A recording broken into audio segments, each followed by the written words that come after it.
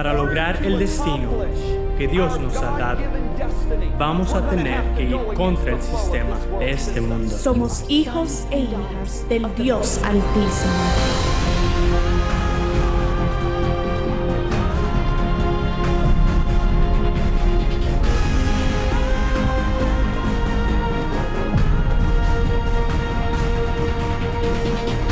Jesús dijo que la luz de ustedes alumbre delante de todos para que todos vean sus buenas obras. La palabra dice, no todos moriremos, pero todos seremos transformados.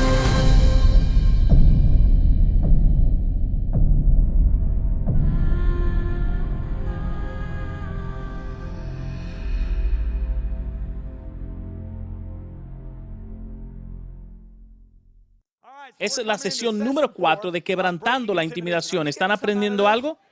Claro que sí, yo estoy aprendiendo. Ahora quiero que abran su Biblia en 1 Samuel, capítulo 3. Y le voy a leer algo mientras hacen eso.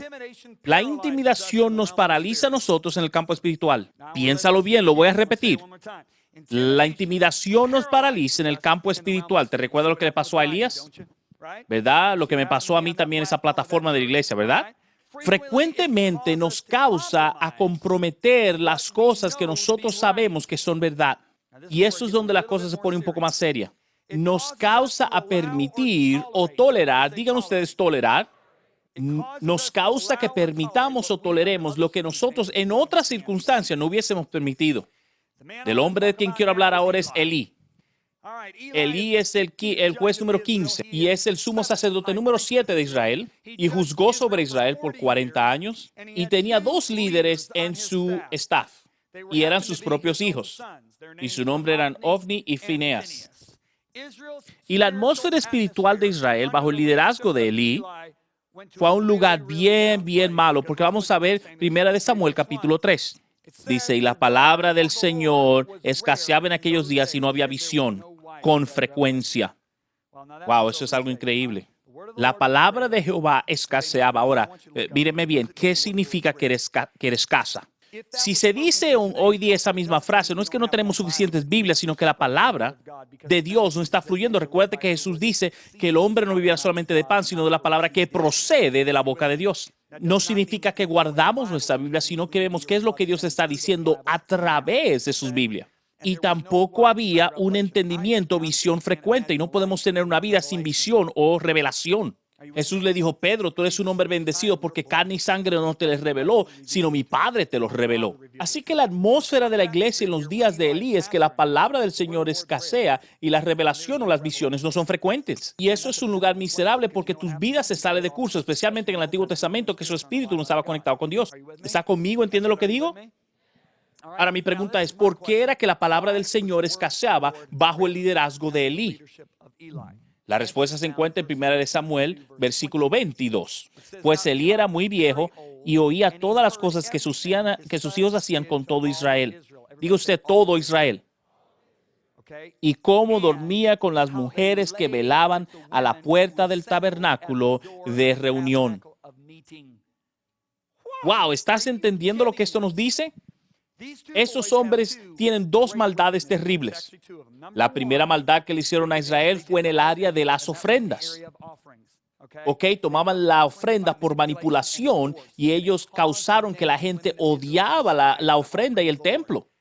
Literalmente obligaban a la gente a darle la carne o se la quitaban si no se la daba. Y la segunda cosa que hacían es que se estaban acostando, es decir, estaban adulterando con las mujeres que venían a la puerta del templo del tabernáculo. ¿Tú entiendes el concepto de la puerta del tabernáculo? Eso es básicamente metros de la presencia de Dios.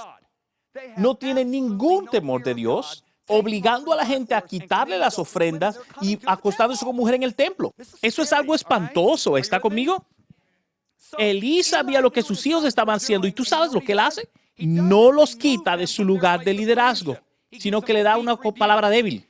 1 Samuel 2, 23 y 24 y les dijo, ¿por qué hacéis cosas semejantes? Porque yo oigo de todo este pueblo vuestros malos procederes. No, hijos míos, porque no es buena fama la que yo oigo, pues hacéis pecar al pueblo de Jehová. Ahora, debió quitarlos de su posición que tenían. No puedes tener a líderes de esta forma que están pecando y mantenerlos haciendo su oficio. ¿Están conmigo?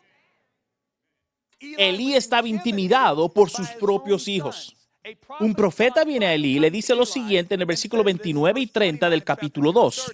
Dice, y has honrado a tus hijos más que a mí, engordándolos de lo principal de todas las ofrendas del pueblo de Israel. Por tanto, Jehová el Dios de Israel dice, yo había dicho que tu casa y la casa de tu padre andarían delante de mí perpetuamente, mas ahora ha dicho Jehová, nunca tal haga, porque yo honraré a los que honran y despreciaré a los que me han tenido en poco.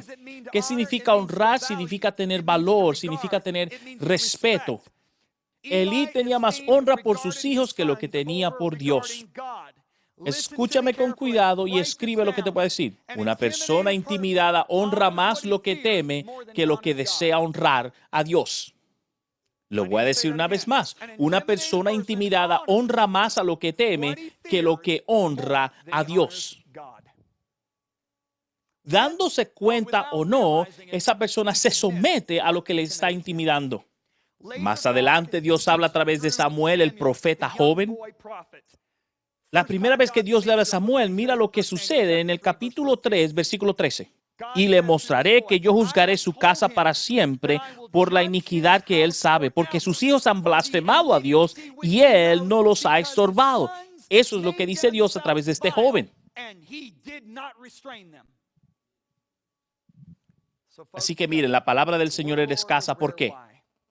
Porque Elí rindió su lugar de autoridad por la intimidación que sentía por sus propios hijos. Él honraba a ellos más de lo que honraba a Dios y la palabra de Dios escaseó. Déjame decirte esto, muchos pastores están intimidados por su propia gente. La atmósfera de la iglesia es similar a lo que usted está viendo. No hay nueva revelación. Hay predicación y alabanza de oración, pero realmente no hay revelación. El pastor prepara el mensaje con cuidado para no ofender a la gente. O se va al otro extremo, que se comienza a maltratar a la gente, a golpearlo para esconder su propia intimidación e inseguridad. ¿Está conmigo? ¿Ok? En 1990 yo ministré en una iglesia en la parte sur de los Estados Unidos. En 1990 mi esposa y yo comenzamos el ministerio. Y yo recuerdo que fui a esta iglesia, tal vez unos 200, 300 personas. Y yo recuerdo que yo prediqué un domingo en la mañana. Nunca se me va a olvidar. Yo siento como que mis palabras están saliendo como a 2 metros y regresan hacia mí sin ninguna cosa buena. Literalmente yo estoy predicando y las palabras me están golpeando en la cara. Ahora, yo no entiendo lo que pasa. Es como que yo le esté predicando como a 1 metro de una pared y las palabras están rebotando y golpeándome. Hay un terrible, todo el mundo está seco. No podía creerlo, es decir, la resistencia que había. No podía entender lo que estaba pasando porque yo tuve una conversación con el pastor en la mañana y realmente era un hombre muy caballeroso. El pastor tenía como unos 50 años, un hombre caballeroso, humilde, bien educado. Y su hijo que dirigía el avance de oración era igual. Su hijo era un hombre de Dios, muy educado, muy buena gente y conocía a su esposa. Y era una mujer muy decente, muy educada. Y yo les decía, ¿qué pasa? Así que vamos al almuerzo ese día, estamos al finalizar. Y el pastor me dice, yo quiero preguntarte algo. Y le digo, claro que sí, lo que sea, dígame. Y él me dijo, John, tengo una situación que necesito un consejo. Yo tengo un líder en mi iglesia y es mi director de Ujieres. Y él me dijo, él y su esposa estaban casados y luego se divorciaron. Él se sienta en un lado de la iglesia y en el otro lado de la iglesia. Y luego él comenzó a salir con una muchacha más joven en la iglesia. Y luego esa muchacha se mudó para vivir con él. Y él me preguntó, ¿qué tengo que hacer? Y yo, como con cara de que no le creía, le pregunté, ¿tú me estás diciendo que todavía está en la iglesia? Y él dijo, ¿él todavía está en liderazgo? ¿Todavía está en liderazgo? Sí, en la iglesia, sí. Y yo dije, wow, tenemos que conversar inmediatamente. Así que él y su esposa entramos en el carro y comenzamos a hablar por 1 hora. Y yo le dije, Pablo le escribió a la iglesia de los Corintios y le dijo, tú tienes un hombre en la iglesia que está pecando al dormir o tener relaciones con su madrastra. Y tú sabes lo que Pablo dijo en el versículo 2, pero no estás entristecido, sino que estás orgulloso. ¿Sabe qué significa orgulloso? Lleno de orgullo. Pablo le escribió a esa iglesia y le dijo, ustedes todos están llenos de orgullo. El pastor me pregunta, ¿por qué? La razón por la que Pablo dijo que tenían orgullo es porque ya dijo, si un hombre se dice ser cristiano, es decir, no estamos hablando de gente que no son cristiana, estamos hablando de un hombre que dice ser de sí mismo que es servidor de Cristo y está viviendo en inmoralidad por su propia voluntad. Dios dice, sáquenlo. Y esa es la palabra de Dios, ¿ok? Sáquenlo de su compañerismo. Y lo que sucede es que Pablo dice que esta iglesia está llena de pecado, es porque ellos pensaban que podían amar a esta persona hasta que esa persona saliera de su pecado. Así que ellos estaban diciendo que su sabiduría personal era mucho mayor que la sabiduría de Dios. Así que Pablo viene y les dice, ustedes todos están llenos de orgullo. Miren el versículo 8, 1 Corintios 5, 8 es una versión en inglés. 1 Corintios 5, ustedes pueden ver el versículo 2 que dice, ustedes están orgullosos de sí mismos, ¿por qué no han quitado a ese hombre de su compañerismo? ¿Están viendo esto?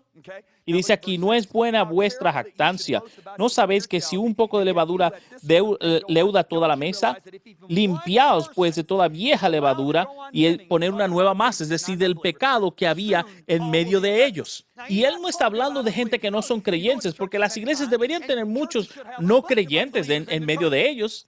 ¿Por qué? Porque son gente que viene y dice, yo quiero conocer más de Cristo, yo quiero aprender de eso. Y claro, luego se van a convertir. Ahora van, aprenden, tal vez pasan una clase de membresía y son un hermano en Cristo, inmediatamente se salvan. Se establecen en esa iglesia local luego de que están ahí. Pero Pablo no está hablando acerca de esas personas, él está hablando acerca de un hermano en la iglesia. Él es un hermano. Es una persona que ha orado para recibir a Cristo y está viviendo en inmoralidad. Si tú lo permites en tu iglesia, que siga pecando de esa manera, se va a regar por toda la iglesia, porque él dijo que es como levadura. Y es como levadura. Si la levadura tú lo pones en la masa cuando haces pan y esa masa se riega y se pone en toda la masa. Una mejor forma de decirlo, si Pablo estuviese vivo, es cáncer. Si el cáncer no se controla en el cuerpo humano, va a llenar todo el cuerpo humano con sus células malignas. Y Pablo está diciendo, si tú no sacas a esas personas de la iglesia, esa persona se va a regar en toda la iglesia. Y el pastor se puso blanco. Su esposa se puso blanca. Y dijeron, yo no sé cómo, a mí esto no me gusta. Y yo le dije, escucha, Dios no te ha llamado solamente a alimentarlos. El pastor ha sido llamado para alimentar y proteger. Estás entendiendo que estás poniendo a toda tu gente en riesgo porque estás permitiendo que ese hombre peque a libre voluntad. Y me miraron y me dijeron, yo no sé si yo quiero estar en el ministerio entonces. Te gusta alimentarlo, pero no te gusta corregirlo. Yo le dije, se va a revelar en todas las áreas de tu iglesia. Y ella me dijo, ¿sabes qué? Tenemos problemas de rebeldía con todos nuestros líderes, especialmente en el equipo de alabanza y adoración. Así que yo le ministré. Esa noche yo le ministré a ellos y luego el pastor esa noche le habló a ese señor esa misma noche. Y el hombre eventualmente se arrepintió y le dijo a la novia que se fuera de la casa. Así que hubo restauración. Pero fue a la iglesia esa noche y comencé a predicar. Y de repente, esa noche estoy predicando, un hombre se pone de pie y comienza a dar una palabra profética en medio de mi mensaje, una palabra profética. Y estoy en shock. Y yo le dije, Señor, deténgase, él sigue predicando. Yo le dije, Señor, deténgase, no siga hablando. Y hace silencio y me mira. Y el bajista y el guitarrista se ponen de pie y comienzan a gritarme a mí. Tú no vas a permitir que los dones de Dios fluyan y que la palabra de Dios sea hablada, así que no lo vamos a permitir. Se pusieron de pie, agarraron a sus esposas y 5 personas se fueron. Ahora el lugar está vuelto una locura. Y yo me pregunto a mí, ¿y qué voy a hacer? Y el Espíritu Santo me habló suavemente y me dijo, enséñale sobre autoridad y orden en la casa de Dios. Así que por los próximos minutos déjeme enseñarle algo. Y yo le dije, ¿sabes qué? Yo estoy predicando, déjeme enseñarle algo. Fuimos a Romanos 3 y le enseñé sobre autoridad y orden divino, ¿ok? Cuando yo termino con mi mensaje, de repente la atmósfera comienza a cambiar, toda la atmósfera. Dios me habla a mi corazón y me dice, al hombre que le dijiste que se callara, dile que Dios tiene una palabra para decirle y quiero que la profetice ahora. Yo dije, bueno, ha sido una de esas noches, así que ¿por qué no? Déjalo que hable. Yo sé que le dije que se detuviera, pero hermano, si usted siente una palabra, compártala ahora porque Dios me está diciendo que usted tiene una palabra para compartir. Y el hombre comenzó a profetizar y dijo, así dice el Señor, y he visto el pecado que ha infectado esta iglesia, así que escuchen la palabra del Señor de él porque él escucha mi palabra. Y eso fue todo lo que dijo. Y cuando él lo dijo, yo comencé a llorar como un niño. Y yo no dije ni una palabra, simplemente fui y me senté en mi asiento. El pastor se puso de pie y me miró y me dijo, yo no quiero estar en tus zapatos. Y yo dije, ese es el problema, es que tú no quieres proteger a tu gente. La palabra del Señor era escasa en esa iglesia y no había visión o revelación fresca. ¿Le gustaría recibir mensajes dinámicos por John y Lisa Bevere? Si usted habla otro lenguaje aparte de español, diríjase a la página web cloudlibrary.org. Seleccione su lenguaje. Ahora seleccione el recurso de la extensa biblioteca. Libros electrónicos, videos, mensajes de audio y plan de estudios. Haga clic para descargar o escuchar, todo totalmente gratis. Para más información, vaya a cloudlibrary.org. Ahora te voy a decir algo. Vamos a tener que tomar una decisión de ser valientes. Porque Jesús le preguntó a Jeremías, ¿dónde está la gente que levanta la verdad? No estoy hablando de ser legalista y maltratar a la gente con leyes y regulaciones. Estoy hablando en el espíritu de amor de Dios, que tú protejas al pueblo, que proteja a la gente. Esa es la manera que protegemos. Pero hay demasiados pastores, demasiados padres que están intimidados. Elí estaba intimidado. Había mucha gente donde el fluir de Dios no estaba protegiendo en sus iglesias porque están medio protegiendo las cosas, tratando de no decir algo aquí para no ofender a esta gente o a este grupo de personas. Para ser honesto contigo, yo le he predicado a tantos no creyentes este mensaje. ¿Y sabe lo que me dicen? Apreciamos lo que tú dices porque tú nos dices la verdad, pero lo dices de una manera en que sabemos que tú nos aprecias y nos amas. Y yo le digo a ellos, muchas gracias, ¿entienden? Con Elí no era solamente sus líderes, sino era también sus propios hijos. Todos digan, sus propios hijos. Ay, ay, ay. Déjame contarte una historia acerca de otro hombre, un hombre llamado Moisés. Todos digan conmigo, Moisés. ¿Cuántos de ustedes recuerdan cuando Dios quiso matar a Moisés? Como 10 de ustedes, así que lean sus Biblias. ¿Tú sabes que Dios vino a matar a Moisés? Vaya conmigo a Éxodos capítulo 4, Éxodos capítulo 4. Éxodos capítulo 4. ¿Recibes algo de Dios hoy? ¿Sabes cuál es mi pasión? Que la iglesia se levante y sea una iglesia aquí. Porque la gente no va a ser libre hasta que nosotros seamos valientes y personas de verdad. ¿Y sabe qué va a venir con eso? La persecución. Yo no estoy viendo en la iglesia apóstoles del Señor evitando decir la verdad porque viene persecución para ellos. Lo veo a ellos proclamando la verdad. Y le voy a contar y leer una historia antes de que terminemos. Te va a causar preguntarte qué tan lejos nos hemos ido nosotros, los creyentes. La razón por la que no somos perseguidos es porque nosotros no estamos defendiendo la verdad. La gente tibia nunca son perseguidas. ¿Qué es una persona tibia? Una persona que se mezcla con el mundo, pero también medio se mezcla con la iglesia. Tiene lo suficientemente tibio para juntarse con lo caliente, pero también con lo frío. No toman, beben, fuman o hacen lo que tú consideras malo. Pero es increíble cómo hemos reducido el pecado a una lista de cosas de hacer y no hacer. Pecado es simplemente desobedecer a Dios. Eso es el pecado. ¿Está conmigo? Tú puedes estar ahí criticando a la gente porque viven en pecado mientras tú estás chismeando también. Y yo veo en Proverbios que Dios dice 6 cosas odio y una séptima odio, y sin embargo adulterio no está en esa lista. Pero sin embargo, una de las abominaciones es aquellos que siembran discordia entre los hermanos, y eso es chisme. No estoy diciendo que adulterio es bueno, es decir, la palabra de Dios dice que aquellos que practican tal cosa, tal como el adulterio, no heredan el reino de Dios. Es increíble cómo muchas veces en la iglesia tenemos los grandes pecados de la iglesia y los demás nosotros los llamamos debilidades. El chisme, falta de perdón. Si tú eres un creyente, tú odias el pecado porque es pecado. Tú vas a odiar cualquier cosa que es una ofensa hacia Dios. ¿Estás conmigo?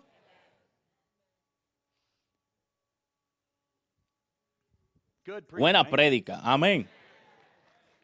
Así que si tú tienes a alguien que está robando, mintiendo dentro de la iglesia, él cae en la misma categoría de aquel que está en inmoralidad sexual. Eso es lo que dice Pablo. Lee la lista. Pablo dice, todo aquel que se llama ser un hermano y hace esto, esto, esto y aquello, mire la lista, te va a impresionar. Pablo dice, ni siquiera coman con tal persona. Pablo dice, sin embargo, no estamos hablando de no comer con los que son homosexuales o lesbianas o pecadores o en el mundo. No, porque estamos tratando de alcanzarlos a ellos. Con ellos sí pueden comer. Estamos tratando de alcanzarlo, no de ser como ellos. No miras a una persona pasando por lucha y dices, oh, están en desobediencia. Los apóstoles hicieron eso con Cristo y Cristo le dijo, no es eso. Eso lo hicieron para que Dios se manifieste. Es como que Jesucristo estaba diciendo, ¿por qué es que todas las cosas tienen que ser consecuencia del pecado? Pero sí voy a decir que hay personas que viven en consecuencias. Pablo dice, por esa razón muchos enfermos mueren de manera prematura porque no han juzgado su vida de su propio pecado. No han discernido el cuerpo del Señor. ¿Están conmigo? Estoy tratando de llegar a Moisés, ¿ok? Mi esposa hizo una oración bien peligrosa anoche. Ella dijo que John esté dirigido por el Espíritu y no por los apuntes que trajo. Y yo estoy de acuerdo con ella y estoy orando lo mismo. Porque le estoy diciendo algo, voy a cumplir 50 el año que viene. Y yo estoy más preocupado de ser efectivo y ver a Cristo decir, bien hecho, buen siervo fiel, que lo que la gente piensa de mí. Estoy más preocupado por eso, porque yo sé que si yo obedezco a Cristo, escuche bien, si yo obedezco a Cristo, yo sé que las vidas de las personas van a ser fructíferas, van a prosperar, van a estar en salud.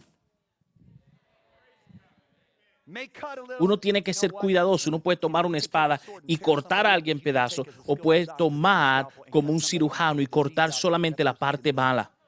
Porque le estamos diciendo a los predicadores, no expongas mi enfermedad, yo quiero morir con mi enfermedad. Debemos estar diciendo a los pastores, predícame con convicción, dime la palabra, deja que la espada corte mi corazón. Ok, déjame hablarte un poco de Moisés, ok, vamos a ver. Éxodo 4:24 dice, aconteció que en el camino que una posada Jehová le salió al encuentro y quiso matarlo. Miren, pongan atención. ¿Qué está pasando aquí? Dios se le acaba de aparecer a Moisés en el tope de la montaña. Y le dijo, Moisés, mi pueblo ha estado en cautividad por casi 40 años. Y yo le he prometido un libertador y tú eres el que los va a liberar. Yo voy a hacer eso, ni siquiera puedo hablar. Tú eres a quien yo elegí, así que hace todas las señales, ¿verdad? Así que Moisés agarra a su familia, a sus hijos, su mujer y se va hasta Egipto. Y la primera noche que llegan y están acampando, Dios quiere encontrarlo y matar a Moisés. Ahora voy a hacer la pregunta una vez más. ¿Es Dios loco, esquizofrénico? ¿Cómo es que Dios entonces le dice, mi pueblo está esperando un libertador, tú eres el libertador, pero la primera noche que están en Egipto, Dios desea matarlo? Esa es la parte que debemos estudiar. Ustedes se recuerdan, ¿verdad? Dios y Moisés tienen un encuentro en la montaña y le dice, tú eres el hombre. Ustedes se recuerdan, vieron la película, ¿verdad? De Charlton Heston que viene bajando de la montaña, ¿no? ¿Verdad? Ahora, Sefra, la mujer de Moisés, le ve la cara a Moisés y le pregunta, wow, ¿qué te pasó? Y Moisés le dice a su mujer, Sefra, Dios se me apareció en la montaña y va a traer libertad a nuestro pueblo y yo soy el libertador. Y Sefra dice, oh, qué bueno, mi amor, yo estoy contigo, vamos adelante. Y Moisés le dijo, oh, Sefra, pero hay una cosa que él me pidió. Dios me reveló el pacto de Abraham en la montaña. Necesitamos circuncidar a nuestros hijos. Circuncidarlo, ¿qué es lo que tú me quieres decir?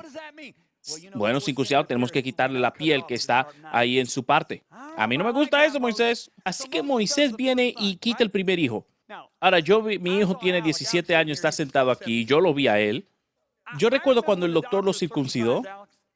Usted lo va a ver gritar a él como usted nunca lo va a ver gritar en toda su vida. Así que cuando él tomó ese miembro, él comenzó a gritar, su cuerpo se puso tenso y yo dije, bueno, gracias a Dios que a mí me lo hicieron cuando tenía un día de nacido y yo no me recuerdo de nada. ¿Usted se recuerda cuando Josué estaba tratando de traer al pueblo a la tierra prometida? Él tuvo que circuncidar a todos los hombres. Dice que subieron sentados en la montaña durante 3 días. No estaban esperando a Dios, estaban en dolor. Así que Moisés circuncida al primer hijo y bueno, la esposa de Moisés ve eso y comienza a decir, no, imposible. Tú no le vas a hacer eso a nuestro segundo hijo. Tú eres malísimo, un cobarde. Así que Moisés le dice, ¿sabes qué es la voluntad de Dios? Y la mujer de Moisés le dice, a mí no me importa que sea la voluntad de Dios. No le vamos a hacer eso a nuestro hijo y tú no le vas a poner la mano con ese cuchillo. Y él dijo, tenemos que hacerlo, mi amor, porque es la ley de Dios, el mandato. Así le dijo, si tú le pones la mano a ese muchacho, yo nunca te voy a hablar, no te voy a cocinar, no te me voy a acostar contigo. Así que ella llora. Así que ella le da el tratamiento de silencio y le grita y le llora y vuelve y le trata de silencio. ¿Y sabe qué dijo Moisés? Así que él dijo, olvídate, yo tengo un llamado en mi vida, así yo tengo que hacer lo que Dios me dijo que voy a hacer. Así que él dijo, está bien, vámonos. Así que él se va hasta Egipto y la primera noche que están ahí, Dios se encuentra con él. Y Dios le dice, elige entre ella y yo. Mira Éxodos 24 y 25, la Biblia amplificada, una traducción en inglés. Así que aconteció que Dios le salió al encuentro para matarlo, porque le tuvo miedo y no quiso circuncidar a uno de sus hijos. Así que Sefora tomó un pedernal afilado y cortó el prepucio de su hijo y lo echó a sus pies, diciendo, si en verdad tú me eres un esposo de sangre. Y le dijo, sí, en verdad eres un esposo de sangre. Y así le dejó luego ir, hablando acerca del Señor. El Señor le dijo, elige entre ella o yo. Esa es su esposa de que estamos hablando. ¿Sabe lo que el Señor me dijo a mí un día? ¿A quién vine yo a matar? ¿A su esposo o a Moisés? Y yo dije, a Moisés. Así es, porque yo lo hice a él cabeza de esa familia. ¿Estás aquí? ¿Alguna vez te pregunta por qué Jesús dijo lo siguiente?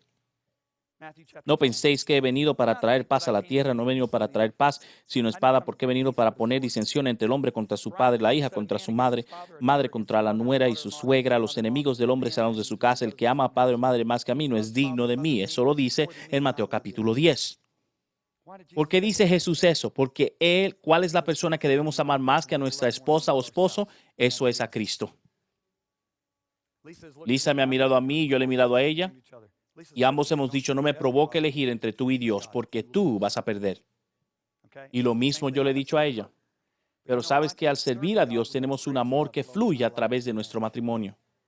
Tenemos mucho más amor de lo que hubiésemos tenido como no creyentes. El problema con Moisés es que quiso ser un hacedor de paz. Un mantenedor de paz es aquel que se compromete para mantener la paz, pero es falsa. Jesucristo nunca dijo, bendecidos son los que mantienen la paz. Jesús dijo, bendecidos son los hacedores de paz. ¿Quiénes son los hacedores de paz? Lo que confronta con tal de tener una verdadera paz. Por eso Cristo dice, desde los días de Juan hasta ahora, el reino de Dios sufre violencia y los violentos lo toman por fuerza. Porque él dijo, yo vine a traer espada. ¿Están conmigo? Le dije, ¿entienden? ¿Están conmigo? Necesitamos un buen balance.